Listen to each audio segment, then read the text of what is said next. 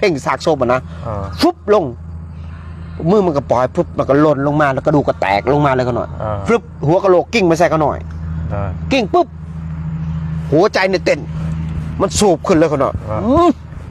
ช่วงนั้นช่วง9 โมง 10 โมงเหตุจังไดเดียวมันเต้นปุ๊บปุ๊บปุ๊บเอาขานี่อ่อนไปบ่ได้เขาหน่อยก็เลยระลึกถึงพระพุทธเจ้าอันพ้นตกเนี่ยก็อันนี้เปียกได้หน่อยหัวโลนเนี่ยก็เปียกน้ำก็ไหลมาเด็กก็เข้มน้อยนึงนะลมพัดในแม่เต็มมาก็ตีก็จำเป็นแล้วมันถ้าคอยตายก็ตายจริงๆจ้ะก็เลยถามจิตมันถามขึ้นมานะมันเห็นไม่ออกมันบอกว่าเจ้าตายแล้วจะอยู่เมืองอื่นแหละก็ต่างคนต่างอยู่นะ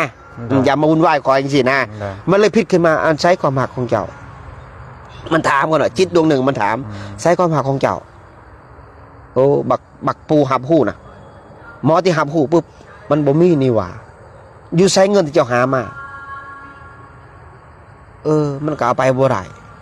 มันหู้ได้ขนาดอยู่ใช้สิ่งที่จะคุยความมาทุกทั้งชีวิตอยู่ของเจ้าอยู่ที่เจ้าหามามันตอบมันถามมันตอบมันถามมันตอบโอ้มันเห็นความอนิจจังเขาหน่อยเกิดดับมันเห็นความอนิจจังมันยืนมันนิ่งเขาได้ว่าขนาดมันนี่หัวกะโหลกตัวนั้นก็มันกิ่งไปกิ่งมาโอ้ในใช้คำบอกในใช้คำหวานในใช้คำที่ว่าหามาในใช้สิ่งที่มัน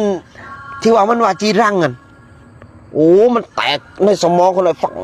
มันบังไฟก็หน่อยแตกป่องในสมองนะเขาหน่อยเลยเห็นความบุเทียงเลยในโลกใบนี้